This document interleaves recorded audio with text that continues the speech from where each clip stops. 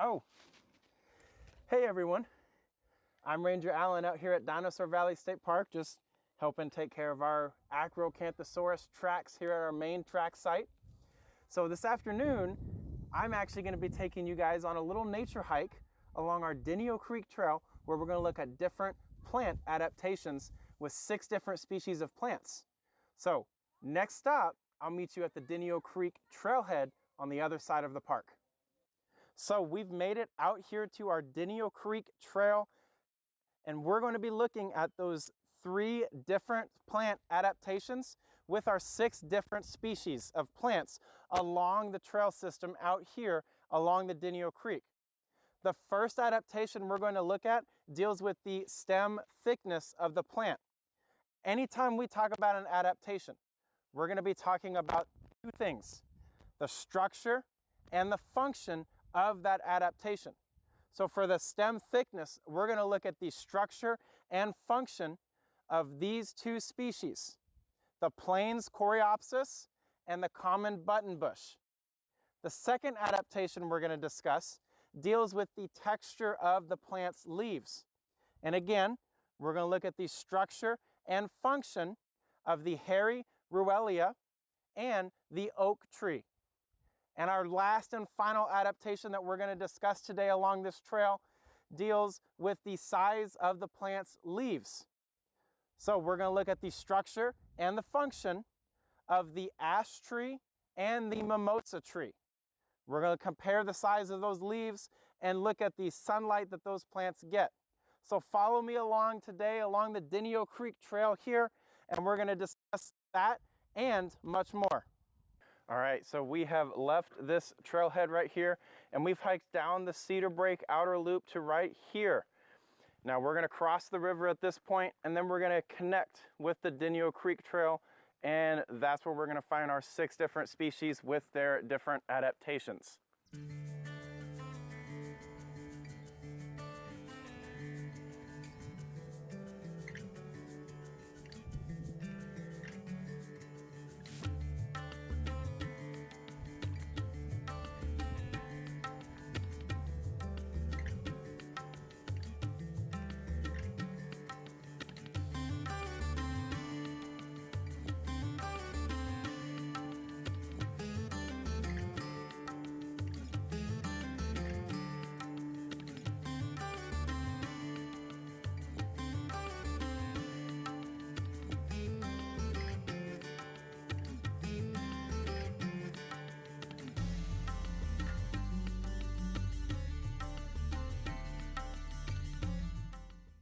All right, so we've reached our first spot on the trail, and at this point we're going to talk about the different thickness of plant stems.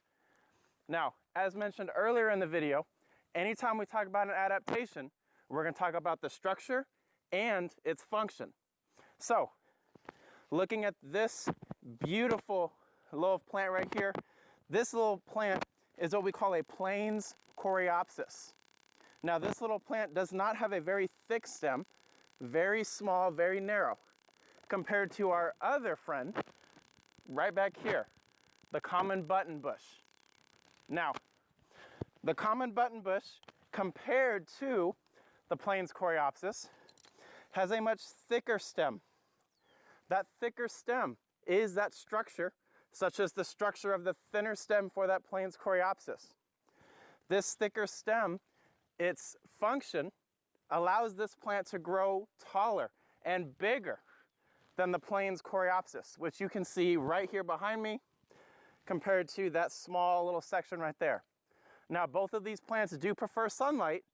However, the advantage that the common buttonbush has is that thicker stem, which allows that plant to grow bigger and taller than the coreopsis.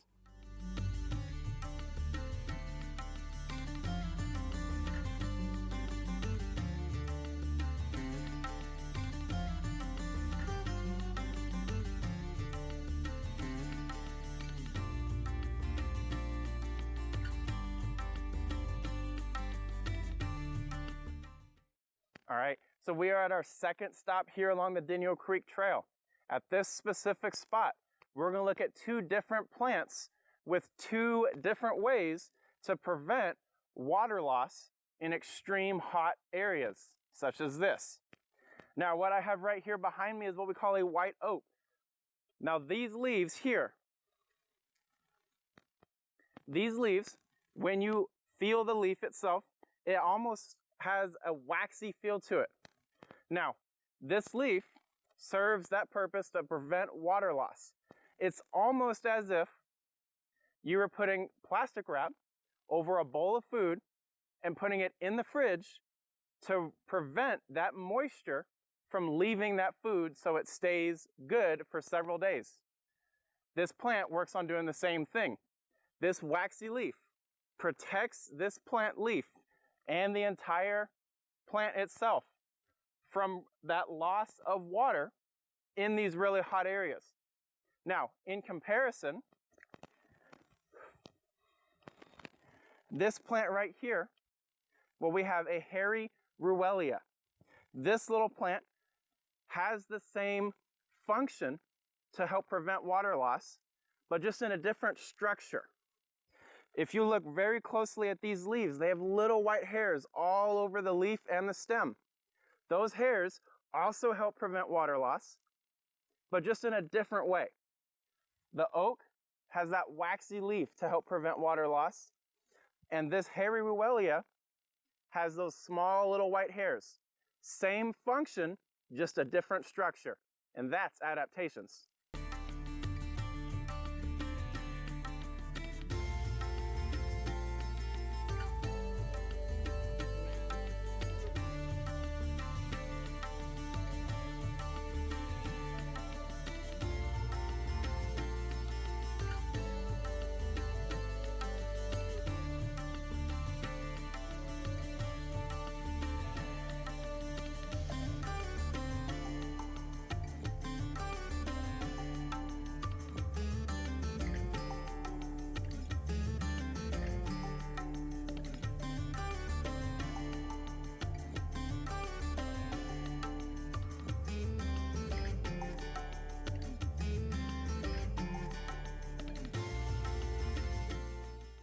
So we've reached our 3rd and final stop along our Denio Creek Trail here at Dinosaur Valley State Park. This last adaptation we're going to discuss deals with the size of the leaves. We're going to look at the ash tree right here and comparing the size of these leaves to that of the mimosa right here. Now, when we look at the size of leaves, we look at the structure. How big is it? For the mimosa right here, it's a really small leaf. It's not a lot of surface area, so therefore the function, sunlight is probably not going to be as a big contributor to this plant due to the size of the leaves not being that big. Comparing that to the ash tree right here, we look at the size of these leaves are a lot bigger than that of the mimosa. The bigger the leaf, the more surface area, the more sunlight that this leaf can capture. It's just like drinking water. The more water you drink, the better you're going to feel. The bigger the leaf, the more sunlight you can capture. The less water you drink, the worse you're going to feel. The smaller the leaf, the smaller the amount of sunlight that you're going to capture.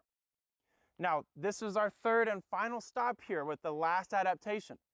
Remember, looking back, the first one we talked about was the stem thickness of the common buttonbush and the plains coreopsis. The second one dealt with the texture of the leaves with the hairy Ruellia and the oak tree. And then finally here, as we just discussed, the size of the leaves with the ash tree and the mimosa tree. Remember, anytime you talk about adaptations, we always look at the structure and the function of those adaptations to get a better understanding of those plant species and how they function in the environment. We're stopping right here along the Denio Creek Trail, and we are going to head back to the trailhead.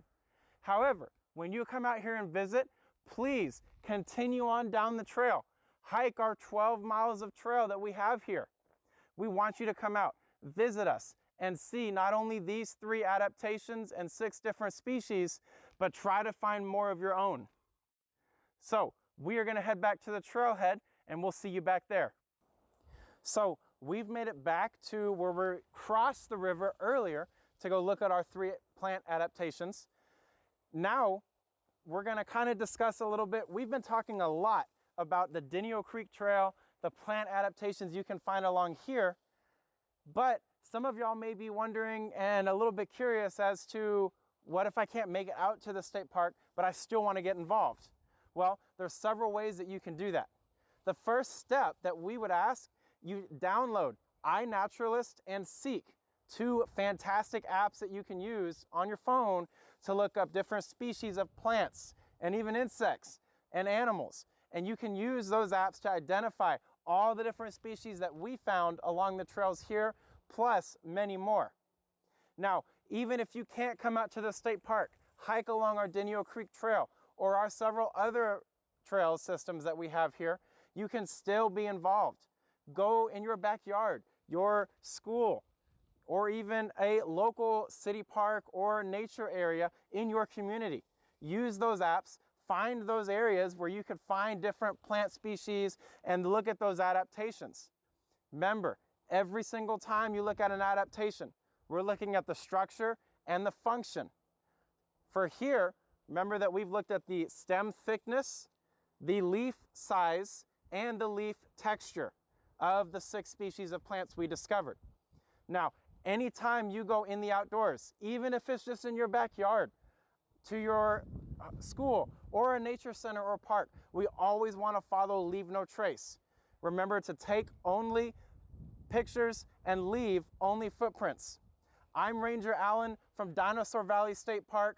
Thank you for joining me on this hike today, and I do hope that you will share your experiences with us here at Dinosaur Valley so that we can all be a part of scientific research being done to protect our very valuable ecosystem. Thank you.